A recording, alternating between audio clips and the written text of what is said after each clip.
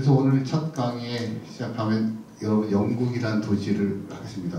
제 책에 그 앞에 뭐 책 하나씩 뭐 하신 분 샘플이 있는데 이 책을 베이스로 했고요. 갖고 오신 분도 있네요. 김 대표님은 갖고 오신 분이 있는데 오늘 강의는 세 가지 단계로 영국이란 런던이라는 도시를 소개하겠습니다. 오늘의 그 중에 하나는 과연 영국과 런던은 어떻게 태어났고 어떤 역사를 가졌는지를 오늘 강의하는 시간을 갖고 두 번째 다음 주 화요일에는 과연 영국은 어떤 랜드마크를 가지고 어떻게 도시를 만드는가를 가지고 할 예정입니다. 마지막 날은 여러분 아는 버킹엄 팰리스라든지 그저 센트폴 성당이라든지 웨스트민스터 사원이라든지 그 다음에 빅뱅이라든지 그런 주요 명소들은 주로 어디에 있는가, 어떤 특징을 가지고 있는지 그런 데서 이렇게 세 번에 나눠서 강의를 하겠습니다. 오늘 여러분 백그라운드 사진이 특이하죠. 그 런던의 이츠버스 그죠? 그죠? 여러분들 그 사진은 대부분 제가 찍은 거고요. 좀 못 찍었어도 양해 부탁드리고 리젠트 스트리트의 쇼핑가에 있는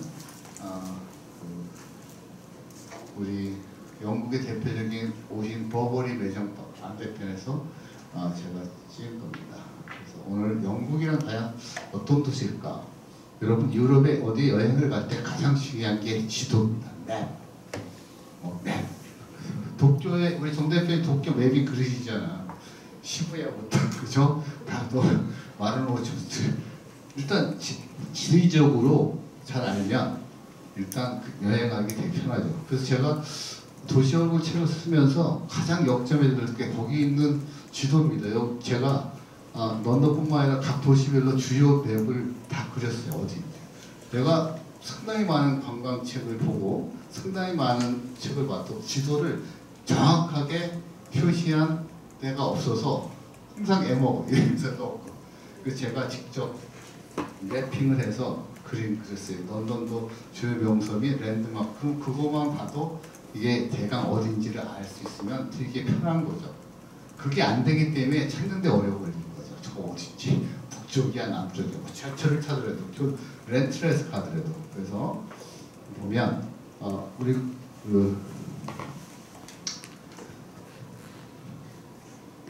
자, 유럽의 지도입니다. 유럽은 여기 보면 런던이라는 도시가 있고 여러분 자주 가시는 프랑스라는 나라가 있죠. 또 남쪽에 스페인, 그 다음에 이쪽 하단에 포르투갈이라는 도시, 그 다음에 긴 장화의 도시 이태리, 그 다음에 여러분들이 로마, 그리스가 이쪽에 있고 알바니아, 몬테그로 뭐 그런 도시, 불가리아가 이쪽에 있고 로마니아, 그죠?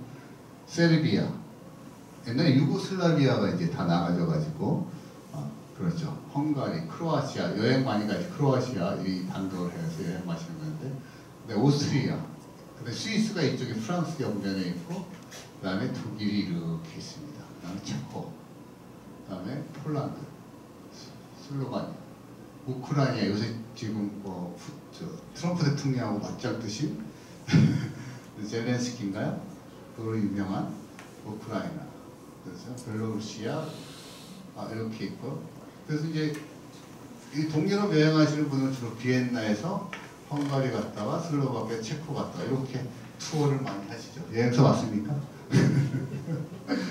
주어 투어를 많이 하시고 크로아시아 가신 분들 크로아시아 가서 이태리 왔다 갔다 하시는 분들도 많이 계시고 그 다음에 이제 이쪽에 세 개의 국가가 에스토니아, 라트비아, 리투아니아 발틱 3국이라고 하죠. 이 세 개나 되게 조그만 나라예요. 지금 여기 러시아, 여기가 지금 여기 이쪽이 이제 옛날에 레닌그라드, 지금 우리가 생페터스부르크라는 도시, 상당히 아름다운 자연의 도시 3개 국가. 그다음 여기 이거 이제 핀란드를 중심으로 한 핀란드, 북유, 스웨덴, 노르웨이, 덴마크 이렇게 있습니다. 제가 머릿속에 유럽의 지도를 이렇게 아시면 여행하실 때 코스 짤 때 되게 중요하지. 아니면 왔다 갔다 상당히 시간이 많이 거리는데. 왜 색깔을 저렇게 그 특별한 이유는 없어요. 잘 보이게. 그래서 도시. 조합이 안 돼요. 예, 죄송합니다. 제가 미적 감각이 없어가지고 색채감이. 그 대신 오늘 우리가 이제 강의하는 런던을 표시하기 위해서 이렇게 갖다 놨는데 이제 영국이죠. 아일랜드고 그 중에 런던은 하단에 있습니다. 이제 제가 위치를 아셨죠? 런던 가보신 분?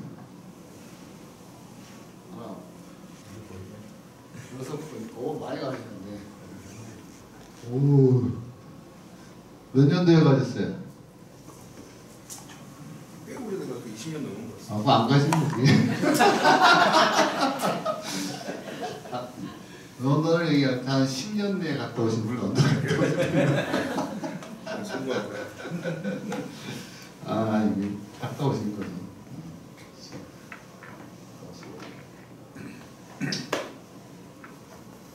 런던은 그럼 런던이라는 걸 우리가 되게 많이 듣잖아요.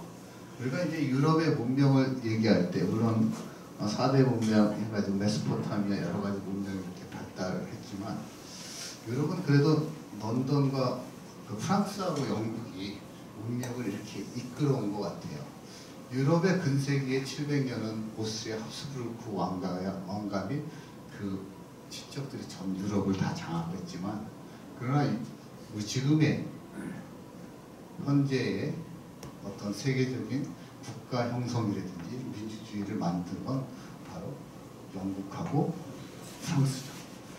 왜냐하면 영국이라는 나라는 처음으로 의회라는 제도를 만들었죠. 국회라는. 그죠?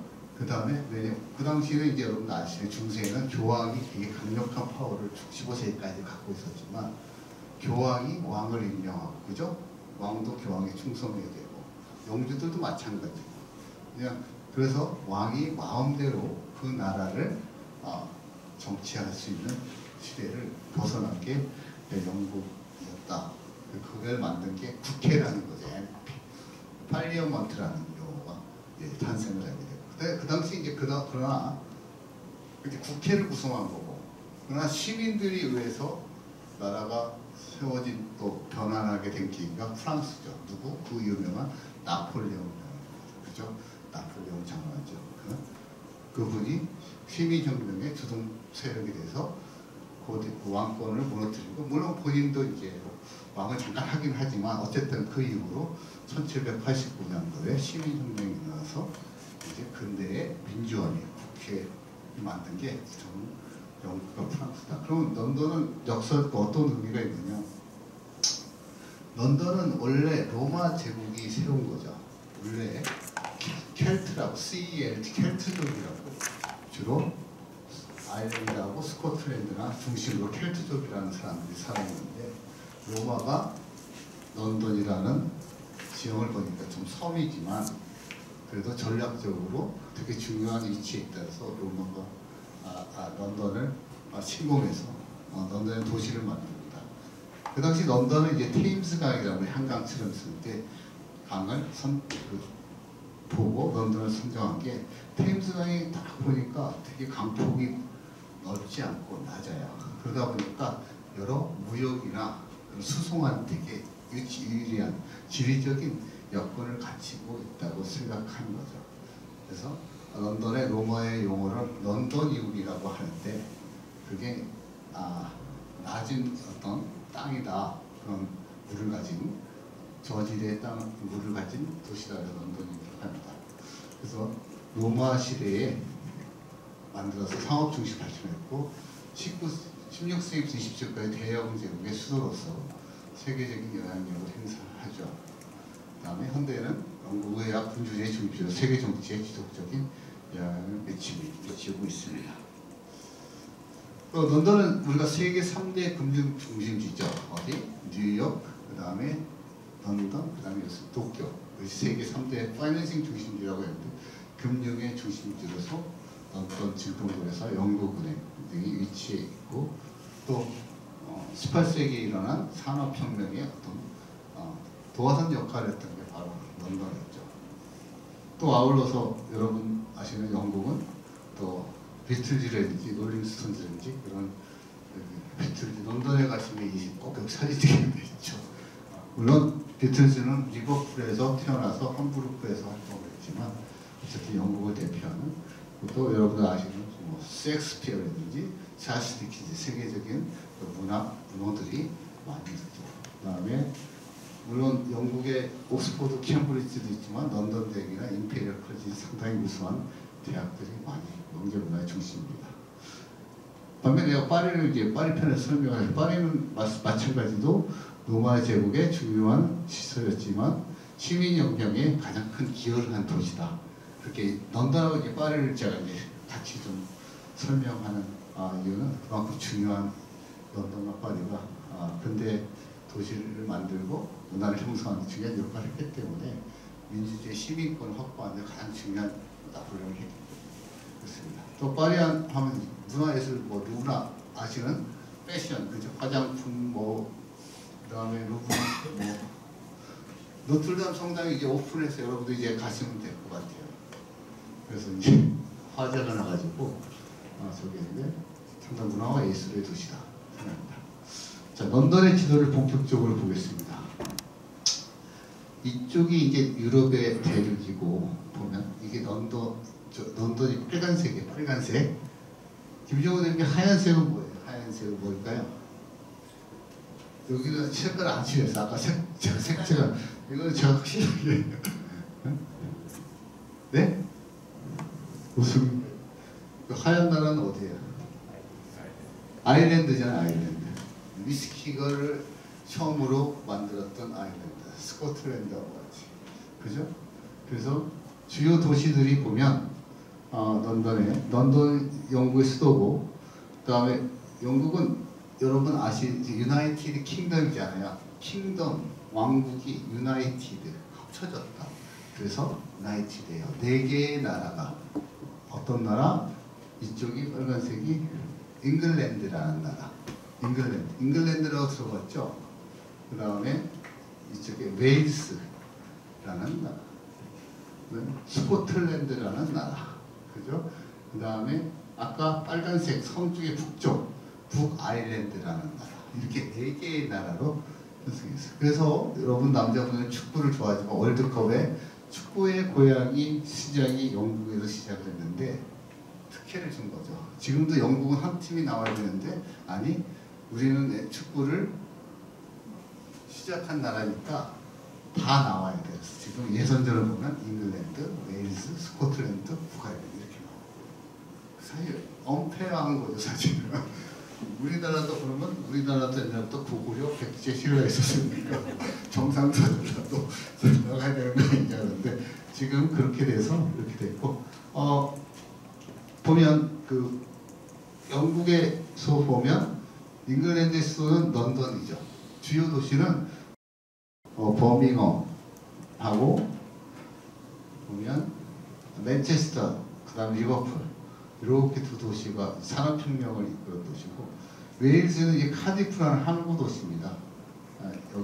여기가 도시고 수도고 그 다음에 이제 스코틀랜드 갔다 오신 분도 계시겠지만 이게 이쪽을 나눠서 밑에를 낮은 로우랜드 낮은 땅 해가지고 글라스고 에든버러 실제적으로 에든버러가 문화 교육의 수도로서 수도고 글라스고는 우리가 경제학에서 그 유명한 아담 스미스 북부론이죠. 그랬던 글라스고우 대학은 산업의 전진기지로 발전해서 글라스고우가 이쪽에 있죠. 그래서 이 시점으로 해서 이 위에는 하이랜드라고 하는 높은 땅, 여기는 낮은 땅. 여러분들 골프 좋아하시는 디 오픈, 골프의 탄생지 세인트 앤드루스의 올드 코스는 바로 이쪽에 있는 거죠. 대부분 그래서 누가 스코틀랜드를 갔다 왔다 그러면 여기를 갔다 오신 분들이 스코틀랜드 갔다 오신 분이고 그 진정한 스코틀랜드는 사실 스코틀랜드 역사가 거기에 숨어 있기 때문에 그렇게 되십니다. 그 다음에 북아일랜드는 영국이 이제 점령해서 뺏은 나라죠. 그래서 북아일랜드 이 벨파스트라는 도시가 이렇게 되어 있습니다. 그래서 리버풀, 맨체스터가 우리 그 박지성이라는 축구 선수 때문에 되게 유명해졌죠. 성지가, 그죠? 그 여담입니다. 어떤 리버풀은 우리 아까 얘기한 비틀즈, 그 항구 도시인데 옛날엔 이 리버풀에서 노예 있죠, 노예.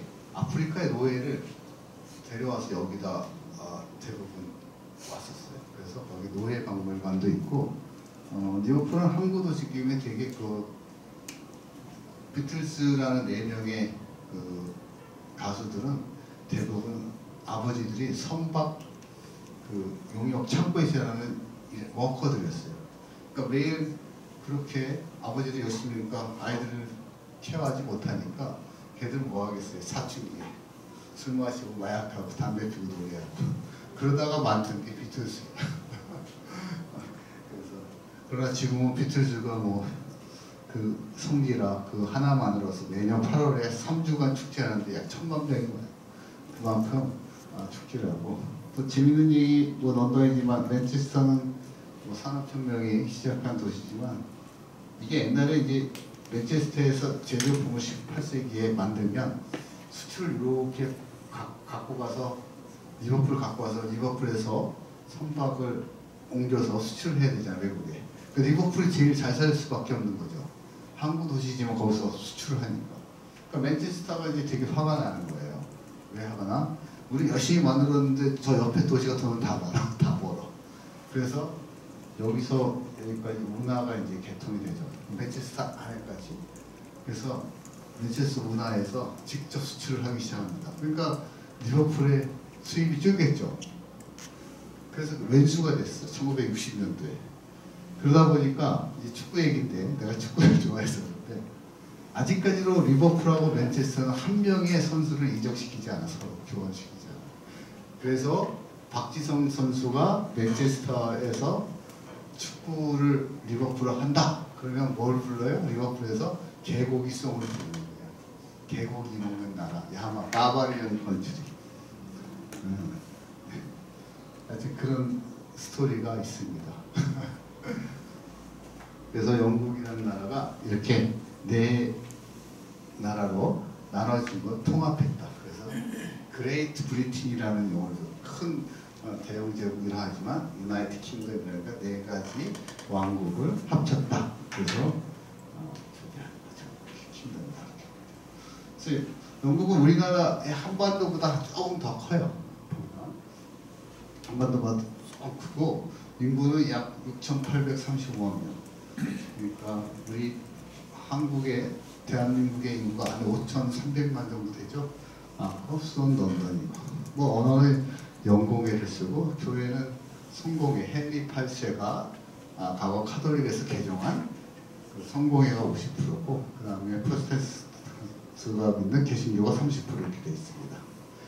종족은 앵글로색슨족, 켈트족, 그 다음에 인구의 약 13%가 이민자, 폴란드, 아일랜드, 인도 분들이 상당히 많죠. 여러분 런던에 가시면 인도 분들이 식료품 가게 가면 대부분 인도 분들이 많죠. LA의 식료품 가게 가면 한국 분들이 많고, 독일의 식료품 가게 가면 터키 분들이 많고, 네덜란드의 식료품 가게 가면 인도네시아 분들이 많고. 그 왜냐면 과거에 콜로나이즈, 식민지화 할 때 그 사람들 같이 온 거예요. 마찬가지 우리가 영난 전쟁이죠. 17세기에 영국하고 네덜란드 전쟁을 해서 싱가포르를 기점으로 좌측은 영국이 식민지하고 오른쪽 인도네시아 이쪽은 네덜란드가 식민지한 거죠. 그래서 네덜란드 가면 인도네시아 사람들이 많이 간 거고, 이쪽에 싱가포르, 그 다음에 어디죠? 말레이시아, 그 다음에 인도는 영국이 식민지를 했기 때문에 그래서 영어를 잘 쓰죠. 그 영어를 잘하는 이유가 거기입니다. 우리나라는 이제 우리나라도 외국 분들이 많으신데 제가 알기로 현재 한 700만 명 정도 되는 것 같아요. 외국 우리가 이민계 그러니까 적지 않은 거죠 사실. 5,300만에서 700만 명 정도니까 곧 1,000만 명이 되는 거죠. 그러면 우리도 이제 뭔가 상당히 포용 정책을 많이 했겠죠. 5명 다 1명이 이제 외국인이 되는 되는 시대죠. 여러분 아시겠지만 2002년도에 그 엘리자베스 여왕이 돌아가셔서 우리 찰스 3세가 지금 중왕이 됐죠. 현재 한 75세 정도 되시죠.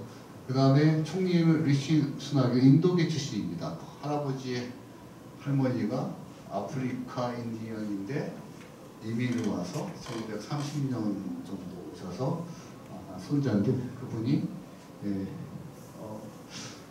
아마 제가 알기로 캠브리지 나오신 것 같은데 이분이 재무부 장관 했다가 이제 총리가 된 계통이에요. 현재 이분은 영국의 보수당 컨서베티브 파티라고 하는 당의 대표고 영국도 이제 당이 있죠. 저 국민의힘이 있고 그렇죠? 민주당이 있듯이 여기서 이제 보수당이 있고 노동당 레이버 파티가 있습니다. 영국의 역사입니다. 어떤 도시를 갈 때 우리 도쿄도 그렇지만 도쿄의 역사가 어떻게 시작됐는지 뉴욕의 역사가 어떻게 시작됐는지 그 도시를 바라보는 관점이 저는 상당히 다르다고 봅니다. 또 역사를 아는 것. 저는 역사의 선생도 아니고 역사에 대해 전문가도 아니에요. 저는 제가 볼 때 책을 보고 영국에서 좀 획기적인 사건이 언제 있었는가 하는 걸 이렇게 보면 그런 사건들이 있을 것 같아요. 그래서 BC 6세기에 켈트족이라는 와서 영국에 정착을 했고 아까 말씀드린 로마의 카이스트 장군이 침입해서 로마에서 지배를 받아서 지금도 영국에 보면 로마의 언어가 많이 있어요. 무슨 뒤에 체스터, 윈체스터, 무슨 CHST라든지 그런 용어들이 영어가 붙은 것들은 옛날에 로마가 지배를 했다 그렇게 생각합니다. 그 다음에 1262년도에 영국의 의회가 처음으로 탄생을 하고 그 다음에 프랑스와의 백년전쟁이 장기 전쟁을 하죠. 당시 이제 프랑스하고 백년전쟁을 하게 된 이런 스토리, 그냥 백년전쟁은 언제 일어났는지 중요한 게 아니고 그 당시에 프랑스 계통의 왕족이 영국의 왕을 했어요. 그러니까 프랑스하고 되게 가깝잖아요. 그죠? 그러다 보니까 프랑스 왕족이 그래서 지금 노르망디 지역의 땅까지 영국이 가지고 있었어요. 그러니까 프랑스에서 볼 때는 쟤네 나라가 우리나라의 땅까지 갖고 있네. 그러니까 상당히 오랫동안 감정이 있는 거죠. 그죠? 우리 같으면 일본이 부산 지역의 땅을 계속 갖고 있는 거예요. 일본에. 그래서 이제 100년 동안 프랑스하고 전쟁을 하게 되는 거죠. 그러나 결국 이제 마지막에 프랑스에 이어서 이제 그 땅이 지금 노르망 지역 있잖아요. 프랑스로 가게 돼요. 그러다 보니까 당시에 영국은 졌잖아요. 그 전쟁에 져니까 그 당시 영국에는 이제 두 개의 가문이 있었다고 합니다. 우리나라로 말하면 경상도의 안동 김씨 무슨 건씨 이런 게 많잖아요. 그리고 이제 그 영국 아까 맨체스터 그 밑에 랭카스터라는 가문하고 요크라는 가문이 있었대요. 그래서 랭카스터는 자기네 문양이 빨간 장미야. 그 다음에 요크라는 데는 하얀 장미. 그죠? 그래서 두 가문이 왕을 서로 교체로 배출했어요. 그 두 가문에서 배출하다 그런 자기네 그 백년전쟁이 프랑스에 대고 대패하고 나서 서로 많은 가문들이 서로 왕을 배출하려고 했는데 그 두 가문의 전쟁을 장미전쟁이라고 합니다. 빨간 장미하고 하얀 장미. 우리 일진 같다 그죠? 장미파. 그래서 장미파가 많은 거예요. 고등학교 때 장미파 안 했어요?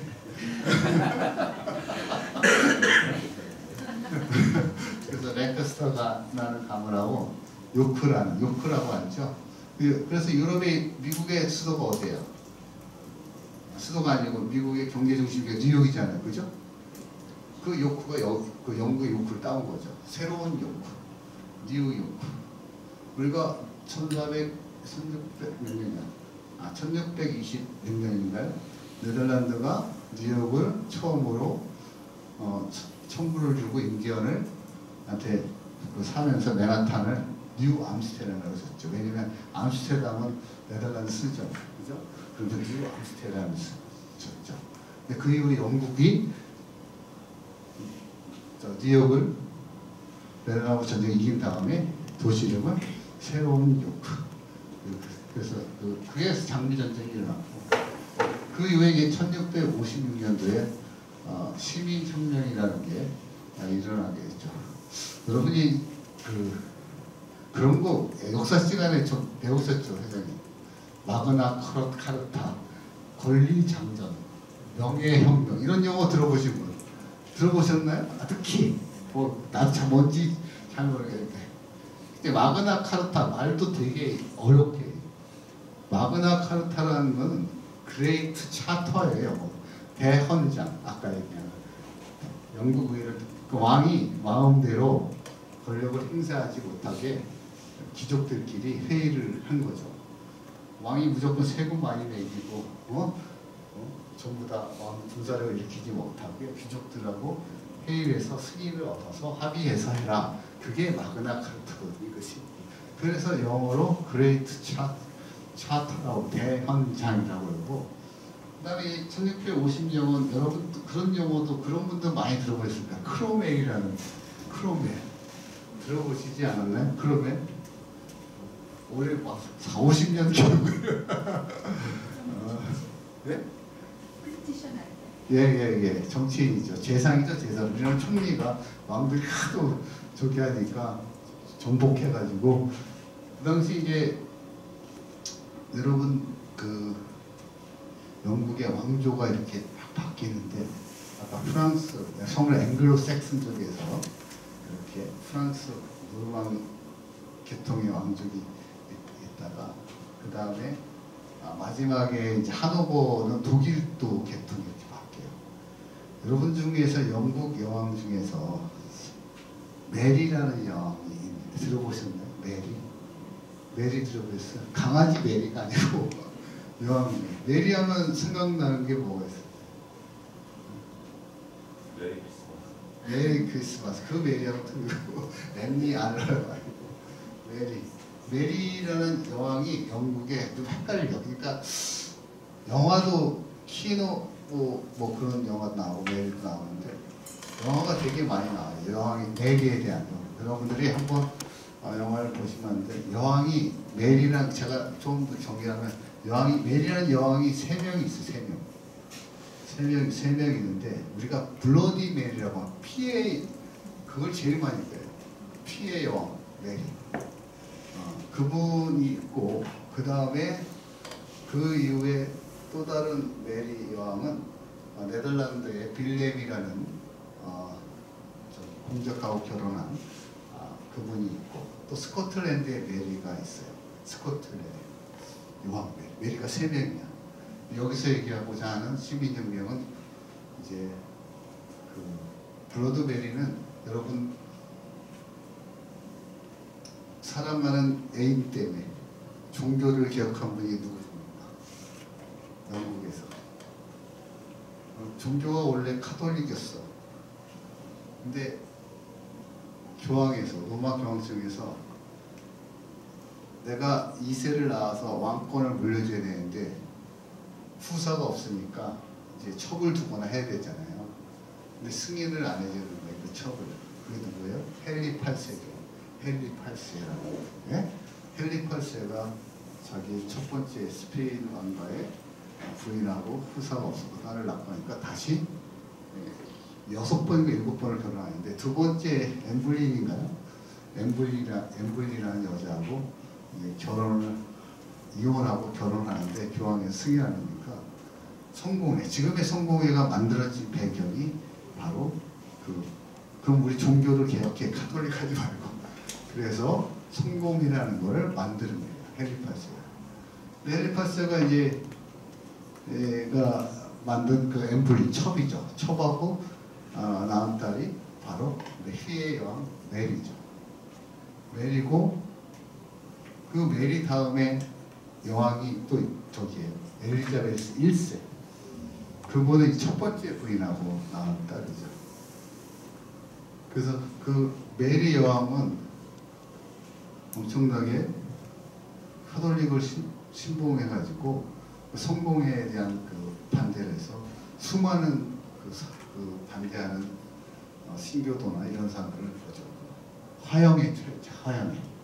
끔찍하죠. 사람 중에서 제일 쉬운 거, 죽기 쉬운 건 물론 안락사인데 뭐 비헤드, 교수형, 그죠? 목을 자르는 것도 많은데 화형이 제일 끔찍하지 않겠어요? 그죠?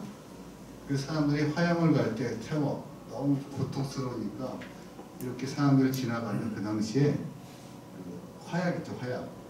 이걸 넣어줬대. 이렇게. 그럼 불이 나면 갑자기 확 죽으면 되는데 막 끔찍하잖아, 그죠? 그렇게 그 수천명을 그렇게 피해야 매일이요. 그 당시에 그런 거에 이제 반대해서 나타난 시민 혁명이 그 당시에 나타났고, 그 다음에 런던 대화죠. 런던의 도시를, 이거 역사가 아니고 이제 도시를 다시 컴백하면, 그래서 여러분들이 아까 컴백해서 내일이라는 영화의 영화를 한번 보시면 좀 헷갈리지 않아요. 내일이라는 사람이 상당히 많이 나와요. 런던 대화재가 발생합니다. 당시에 런던은 상당히 목조 건물이 되게 많았었어요.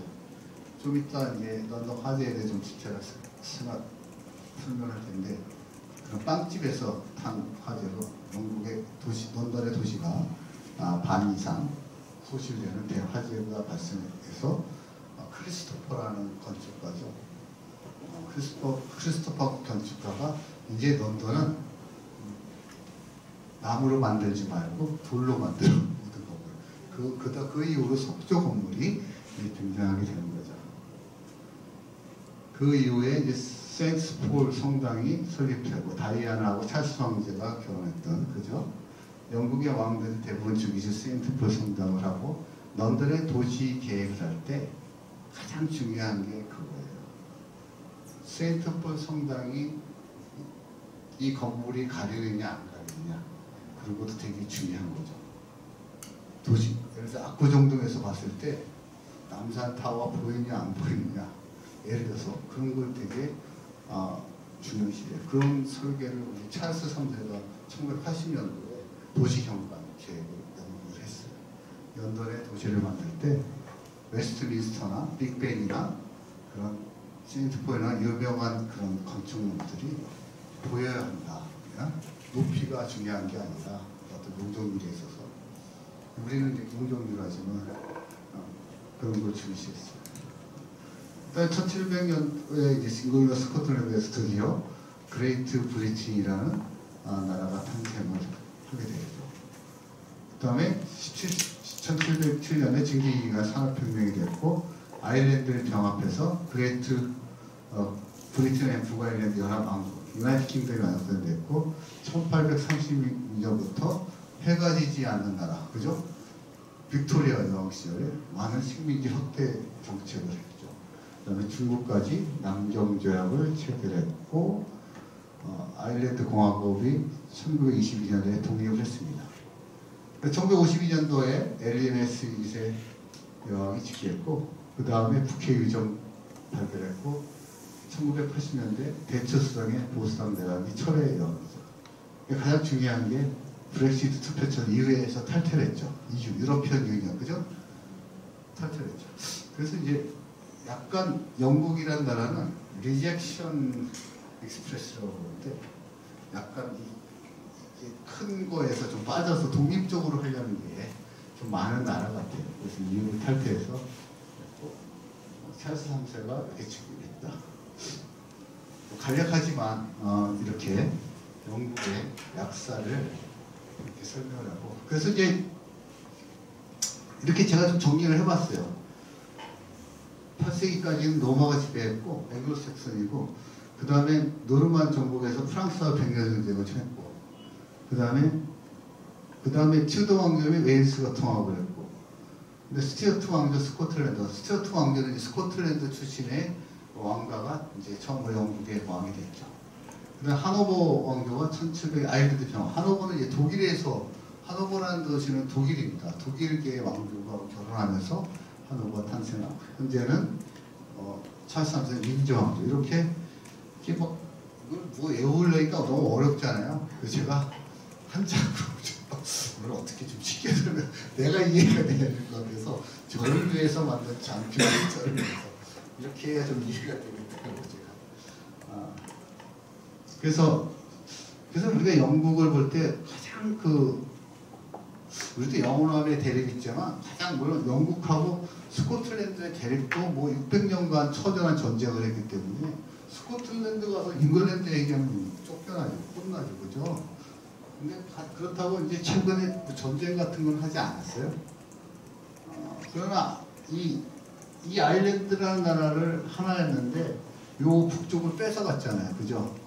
원래 카톨릭인데 성공의 영국에서 영국의 본토 사람들, 잉글랜드 사람들 여기다 강제로 이주시켜가지고 모든 교수, 공직, 높은 사람은 다 잉글랜드 사람 시키고 밑에 층은 전부 다 아일랜드 계통.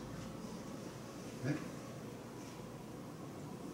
근데 아이러니한 게 미국의 아일랜드 출신들이 한 5천만 명 이상 돼요. 그 당시에 너무나 가난하고 못 살기 때문에 먹고 살 게 없어가지고 갔죠.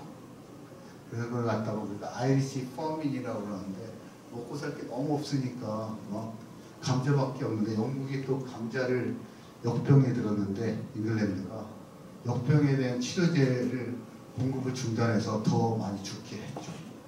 그래서 그거에 대한 한이 아이리시 헝거라고 하는데 배고픔 한이 되게 많은 나라예요. 그러다 보니까 여기에서 테러 단체를 조직을 해요. IRA. 그래서 계속적으로 독립투쟁을 하는데 이거를 돌려달라 아일랜드로.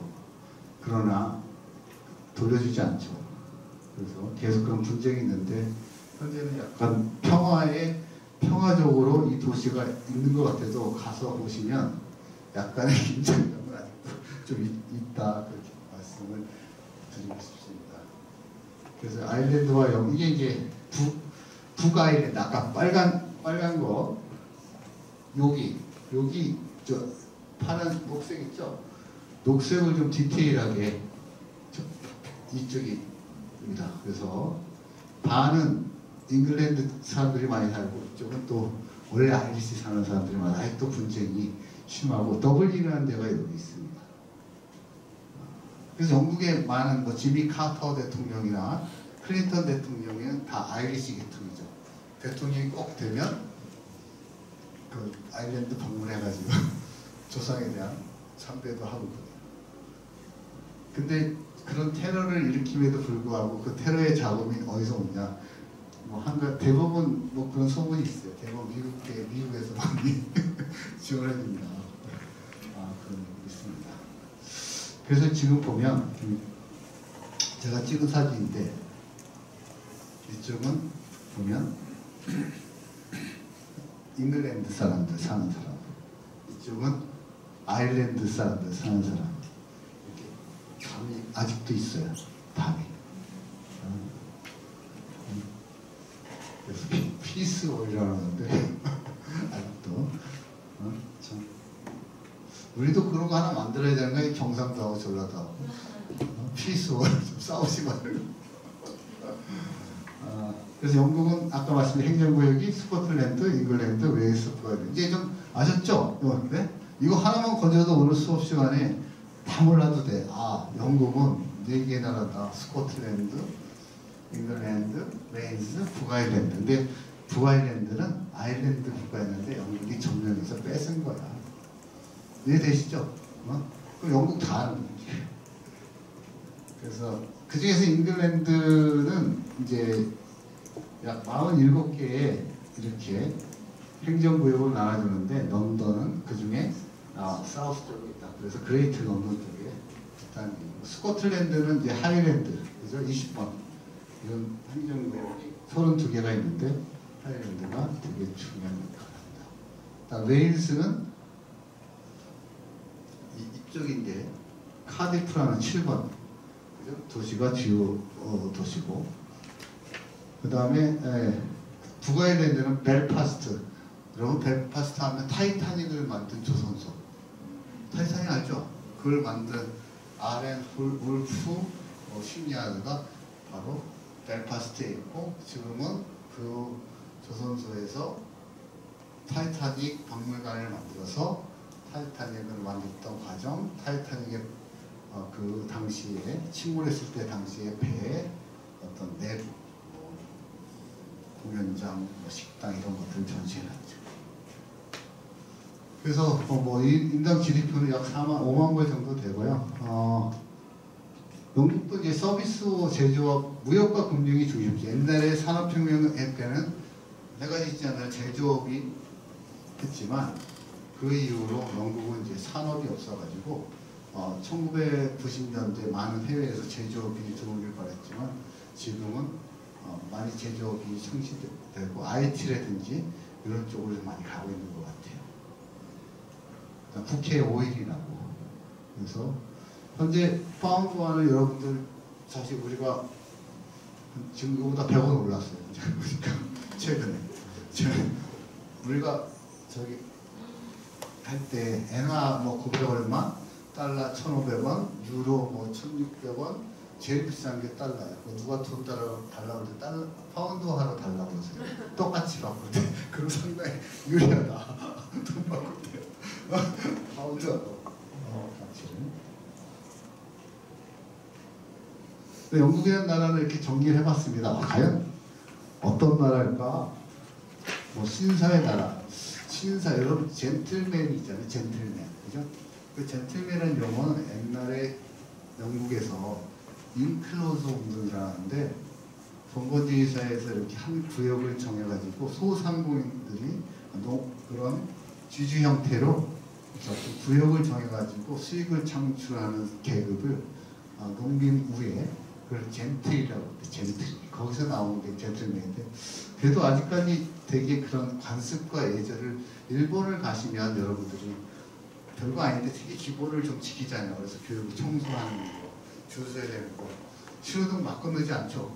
우리는 좀 적당히 가는데 그런 것들 얘들은 그런 교육을 잘. 그래서 찰스 3세도 원래는 런던에 있는 유명한 이튼이나 헤로우라는 학교를 가야 되는데 그 스코틀랜드에는 사립학교를 보냈죠. 신사의 나라고 귀족 사회고 약간 보수적이고 이렇게 민족성으로 좀 차별화가 좀 있어요. 피카딜리 서커스에서 여왕 돌아가실 때 제가 찍은 사진입니다. 당시 피카딜리 서커스 여왕을 돌아가셨을 때 얘가 참고로 이런 식으로 추모하더라고. 뭐 다르게 추모하는 게 아니고 하이드 파크에 이렇게 사람들이 꽃을 맡아놓고 여왕이 돌렸다. 그림도 그려놓고 그것입니다. 이건 테이트 모던의 여왕을 이렇게 거고 길 가는 가로수길에 이렇게 해놨더라고요. 이 사진이 이제 예행 연습할 때 김정은 대표님 같이 갔을 때 제가 인터뷰 런던에 요거 하나 볼게요. 한번 런던이라는 도시는 어떻게 되냐 이제 연구에서는 이제 전통과 현대 공존도시, 의회민주주의 말씀드렸고 현재 세계 최고의 금융도시, 관광 및 쇼핑의 도시. 네, 한번 이게 동영상 제가 다운받아서 한 이게 런던이다. 한번 보여드릴게요. 런던 이게 타워브리지입니다. 테임즈강을 중심으로 좋은게 쌓아두는 게 있는데 최근에 한 20년 내에 많은 건물들이 들어갔어요.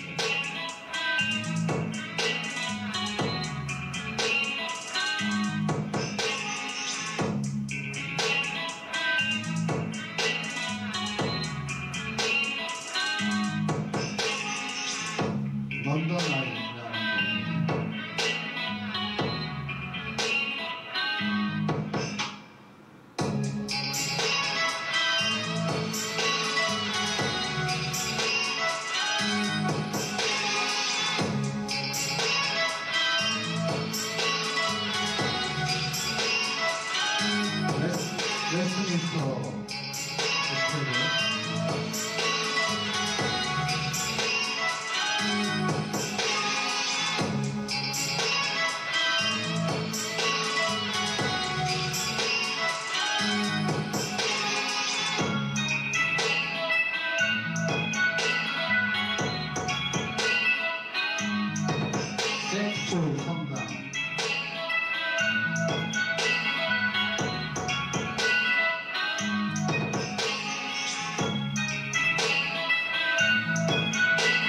대강 느낌이 오겠죠? 네? 가보셨다고.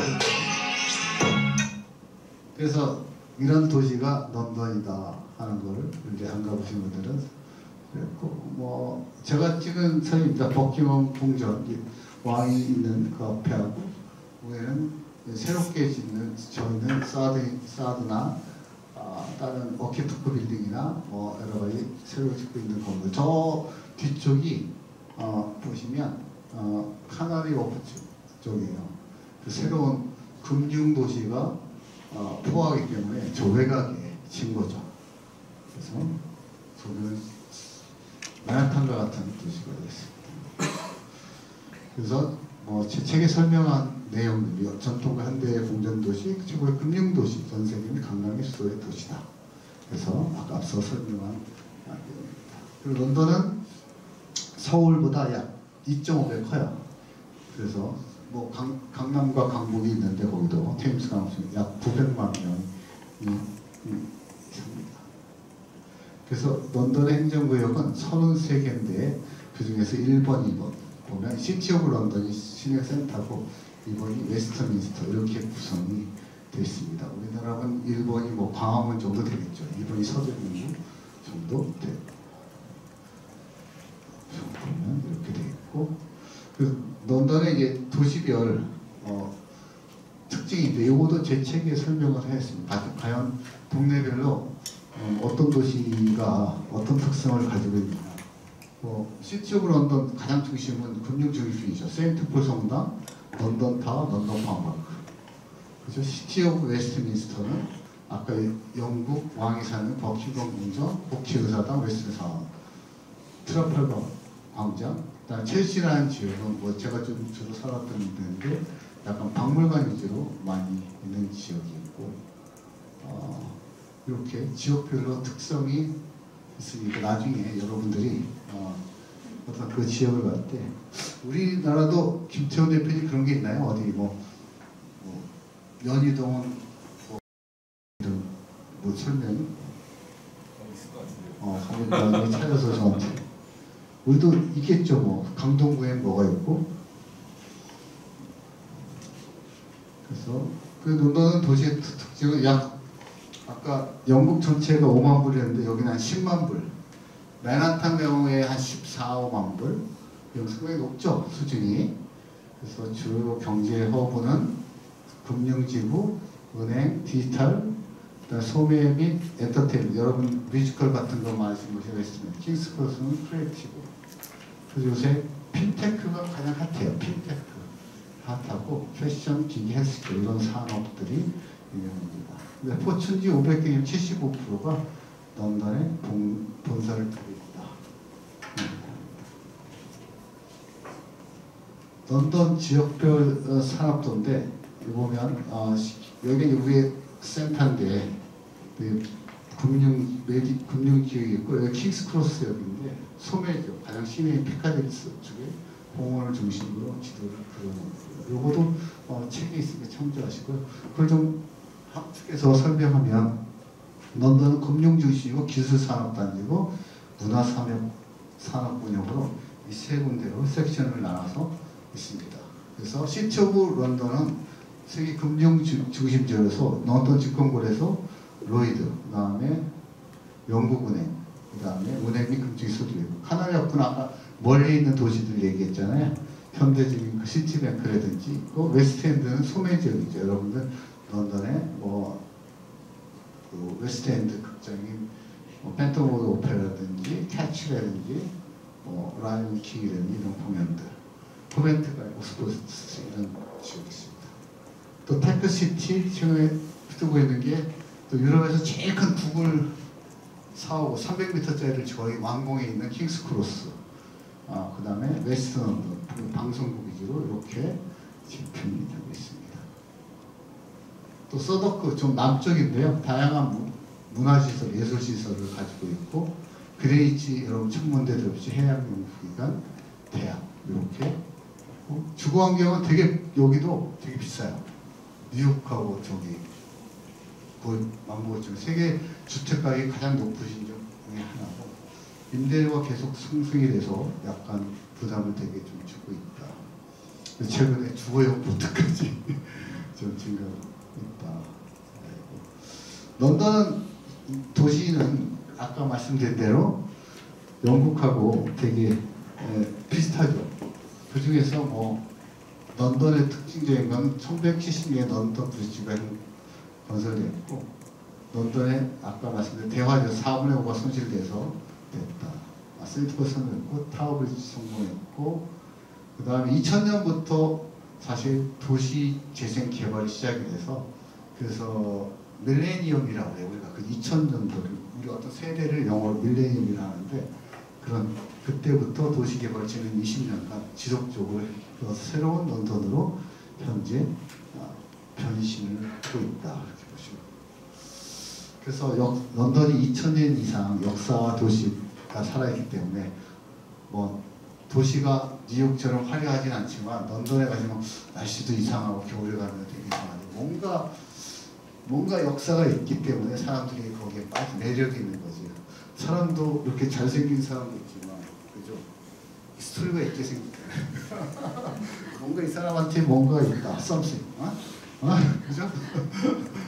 그래서 현대적이 또 우리가 이제 그 전통과 현대가 잘 어울려서, 그러니까 개발과 보존을 되게 잘하는 나라예요. 다 밀고 짓지 않아요. 그러니까 기존 거를 조금이라도 남겨놓고 스토리를 부여하고 하고 있고, 그래서 앞으로도 지속적 혁신과 발전을 통해서 뭐 신도시로 변할 가능성이 높다. 그래서 아까 영국에서 설명드렸듯이 런던이움이 건설하고 도시가 발전하고 4세기 쇠퇴했고, 중세에는 앵글로색슨족이 정치화됐고, 그 다음에 1066년도에 노르만 왕조 프랑스족 윌리엄 1세가 잉글랜드 정복을 할 때, 그 당시에 이제 나중에 명소편에 타워 오브 런던을 소개할 텐데, 런던 타워를 처음 만든 사람이 누구냐? 윌리엄이라는 그 프랑스에서 넘어오신 분이 감시하기 위해서 높은 탑에서 영국을 지배하기 위해서. 그러나 1448년에 흑사병, 그죠?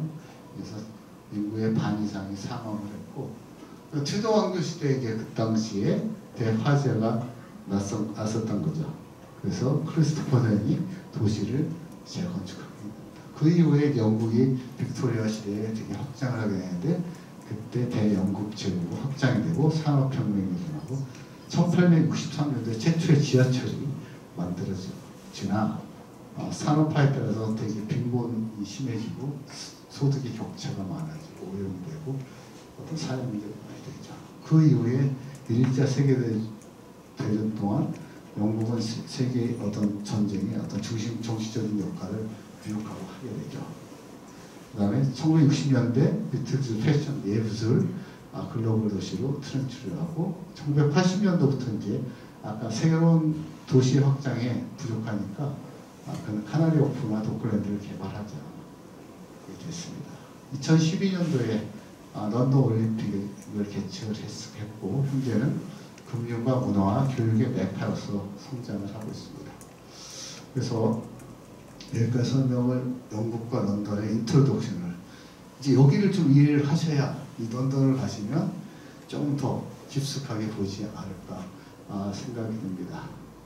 런던 도시재생 개발 정책에 대해서 약 10분간, 뭐 길진 않지만 정책이니까 우리가 그렇게 깊게 알 건 없죠. 런던은 어떤 도시로서 우리가 정책을 펼칠 수 있을까?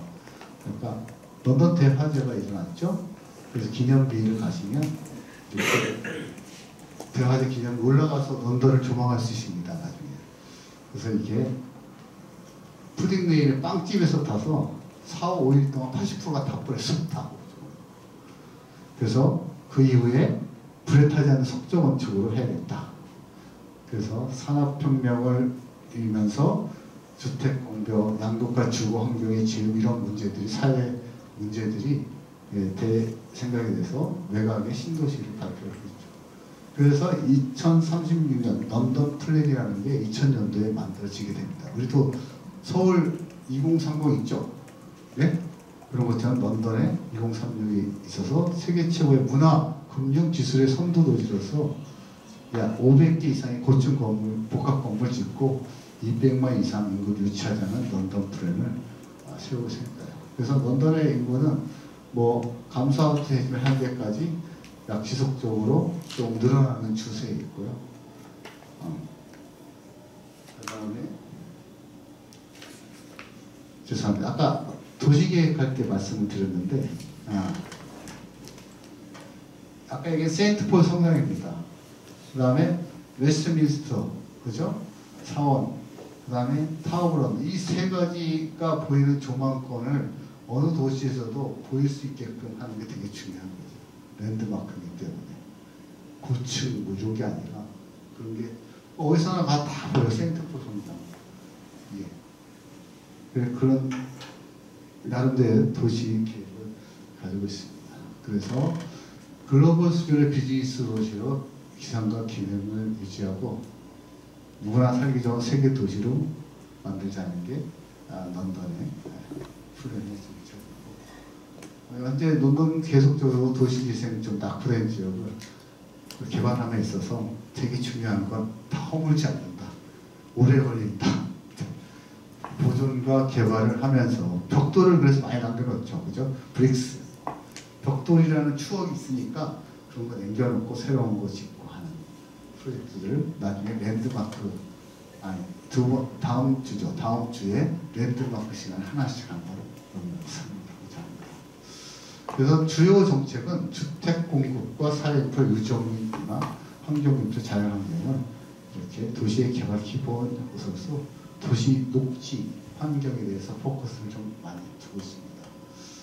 그래서 런던도 이제 처음으로 우리가 도시 재생 개발했는데 2000년대까지 실패가 90% 실패가 하다 보니까 워낙 보수적이고 전통적인 뭐 하나 고치려면 몇십 년 고치기가 그게 되겠어 안 되잖아요. 그런 시도를 초창기에 대부분 실패를 했습니다. 그래서 그런 실패 끝에 2000년대에 많은 실패를 왜 했냐는 그런 걸 해서 도시 경쟁력을 향상시키기 위해서 공공 디자인 문화 쪽에 상당히 포커스를 둔 것 같습니다. 그래서 영국은 그 도시재생의 중앙 지역, 로컬 세 개의 역할을 상당히 나눠서 독립적으로 우리 중앙에서 뭐 국토부에서 LH 시키고 LH가 어느 도시 그렇게 시키지 않고 나름대로의 각각의 파트너십을 가지고 그걸 갖다가 우리가 가버넌스를 잘하는 도시 같아요. 그래서 어번 리제너레이션 컴퍼니 UOC라는 걸 만들어가지고 지역마다 리버풀, 뭐 맨체스터, 세필드 만들고 지역마다 다 도시개발 공사를 각각의 독립적으로 만들고 중앙정부에서는 약간 지원 금액적인 걸 지원하는 게 아니고 정책이나 행정적인 지원을 통해서 약 10년에서 15년 정도 오랫동안 하죠. 우리는 도시개발 사업도 오래 걸리죠. 그죠? 그래서 영국 도시재생은 사람, 피플이 우선이고 지역사회, 공동체 세 가지. 아까 얘기한 그 네이버후드를 어떻게 만드느냐가 가장 똑같은 거죠. 그냥 우리 도시경비처럼 그 건물 낙후됐으니까 새로 짓고 올리고 그런 것보다 사람 지역 공동체를 둬서 그렇게 두고 있다. 그렇게 지금까지 제가 좀 빠른 시간 내에 그 영국의 전체적인 역사, 런던의 도시의 탄생과 역사, 그 다음에 런던의 도시 개발에 대한 트렌드와 정책에 대해서 단아하지만 간략하게 약 1시간 30분에 대해서 강의를 했고 뭐 제가 발표드린 내용은 책에도 많이 언급이 되어 있습니다. 강의를 드렸고 다음 시간에는 다음 주 화요일에는 런던의 주요 랜드마크 편에 대해서 뵙겠습니다. 이 지금 백그라운드 화면은 최근에 가장 2년 전에 완성된 베터시 파워 스테이션이라고 하는데 이게 위에가 이쪽이 넘어가는 유럽의 애플 본사고요. 이쪽이 되게 고급 주택이에요. 이렇게 런던에 그때 같이 올라가 보셨나요? 죄송합니다. 예. 네. 그래서 그때 뵙기로 했어. 오늘 첫날 도시 얼굴 런던 편 1편 런던 소개에 대해서 강의를 시청합니다.